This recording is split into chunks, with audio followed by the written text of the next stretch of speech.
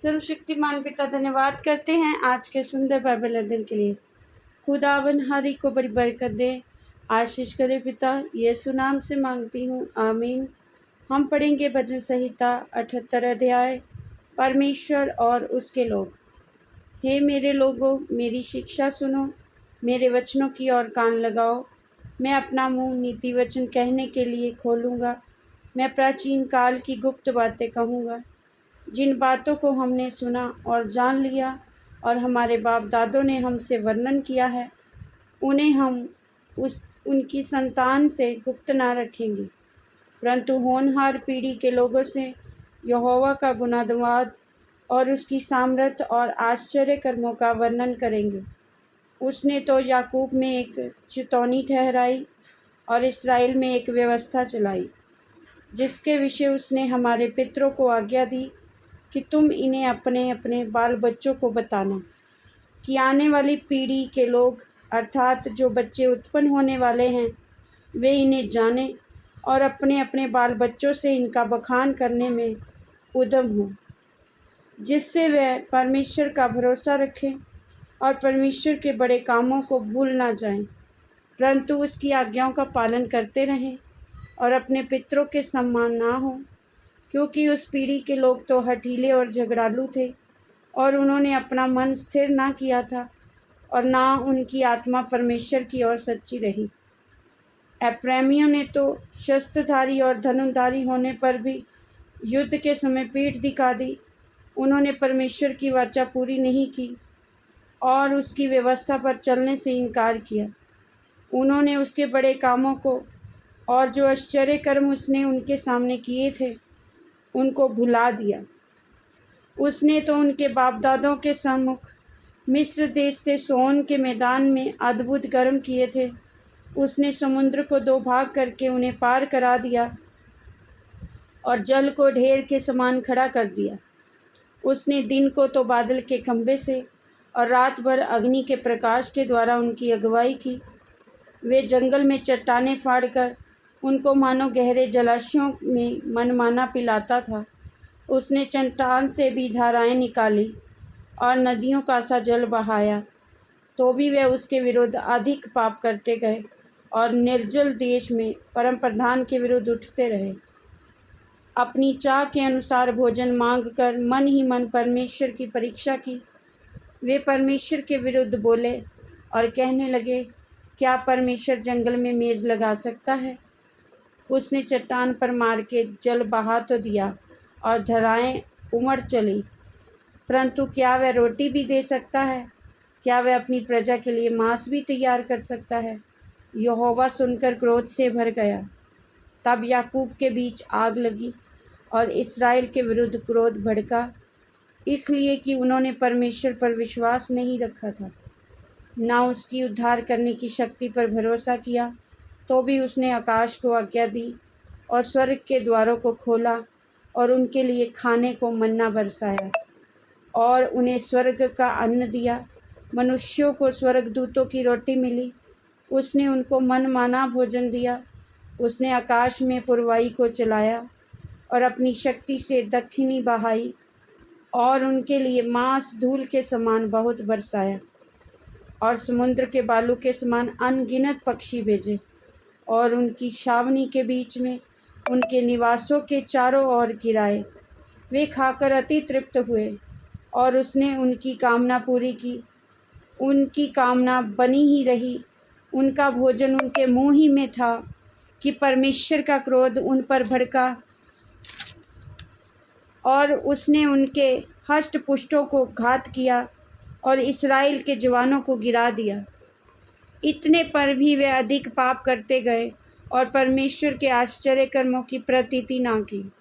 तब उसने उनके दिलों को व्यर्थ भ्रम में और उनके वर्षों को घबराहट में कटवाया। जब वह उन्हें घात करने लगता, तब वे उसको पूछते थे और फिरकर परमेश्वर को यत्न से खोजते थे। उनको स्मरण आता था कि परमेश्वर हमारी चट्टान है और परम प्रधान परमेश्वर हमारा छुड़ाने वाला है। तो भी उन्होंने उसकी चापलूसी की। वे उससे झूठ बोले, क्योंकि उनका हृदय उसकी ओर दृढ़ ना था, ना वे उसकी वाचा के विषय सच्चे थे।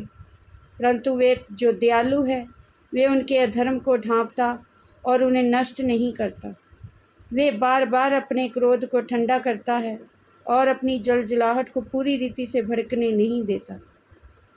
उसको स्मरण रहा कि ये नाशवान है, ये वायु के समान है जो चली जाती और लौट नहीं आती।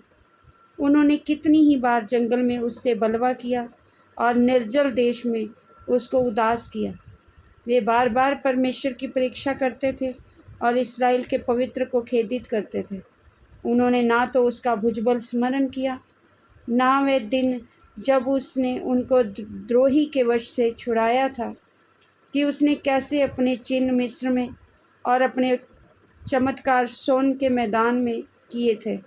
उसने तो मिस्रियों की नदियों को लहू बना डाला और वे अपनी नदियों का जल पी सके। उसने उनके बीच में ढांस भेजे जिन्होंने उन्हें काट खाया, और मेंढक भी भेजे जिन्होंने उनका बिगाड़ किया।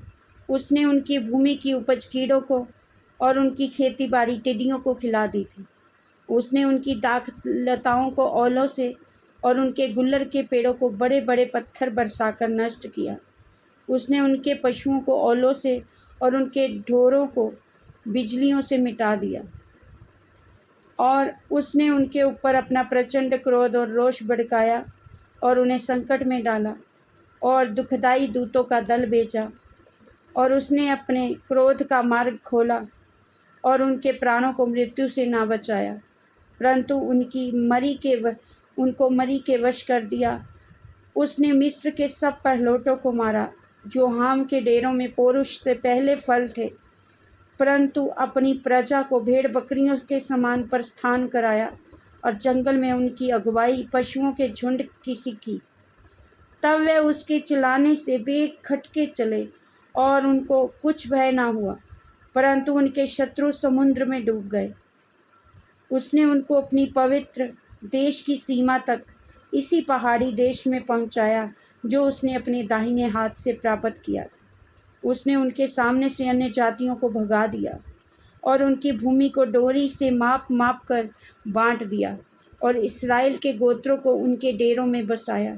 तो भी उन्होंने परम प्रधान परमेश्वर की परीक्षा की और उससे बलवा किया और उसकी चितौनियों को ना माना और मुड़कर अपने पुरखों के समान विश्वासघात किया। उन्होंने निकम्मे धनुष के समान धोखा दिया, क्योंकि उन्होंने ऊंचे स्थान बनाकर उसको रीस दिलाई और खुदी हुई मूर्तियों के द्वारा उसमें से जलन उपजाई। परमेश्वर सुनकर रोष से भर गया और उसने इस्राएल को बिल्कुल तज दिया। उसने शीलो के निवास अर्थात उस तंबू को जो उसने मनुष्यों के बीच खड़ा किया था त्याग दिया और अपनी सामर्थ को बंधुआई में जाने दिया और अपनी शोभा को द्रोही के वश में कर दिया। उसने अपनी प्रजा को तलवार से मरवा दिया और अपने निज भाग के विरुद्ध रोष से भर गया। उनके जवान आग से भस्म हुए और उनकी कुंवारियों के विवाह के गीत ना गाए गए। उनके जाचक तलवार से मारे गए और उनकी विधवाएं रोने ना पाईं, परंतु प्रभु मानो नींद से चौंक उठा और ऐसे वीर के समान उठा जो दाख मधु पीकर ललकारता हो। उसने अपने द्रोहियों को मारकर पीछे हटा दिया और उनकी सदा की नामधराई कराई। फिर उसने यूसुफ के तंबू को तज दिया और एप्रैम के गोत्र को ना चुना, परंतु यहूदा ही के गोत्र को और अपने प्रिय सिय्योन पर्वत को चुन लिया। उसने अपने पवित्र स्थान को बहुत ऊंचा बना दिया और पृथ्वी के समान स्थिर बनाया, जिसकी नींव उसने सदा के लिए डाली है। फिर उसने अपने दास दाऊद को चुनकर भेड़शालाओं में से ले लिया। वे उसको बच्चे वाली भेड़ों के पीछे पीछे फिरने से ले आया कि वह उसकी प्रजा याकूब की अर्थात उसके निज भाग इस्राएल की चरवाही करे। तब उसने खरे मन से उनकी चरवाही की और अपने हाथ की कुशलता से उनकी अगुवाई की। इस वचन के द्वारा प्रभु ब्लेस करेंगे। सबको जय मसीह की। आमीन।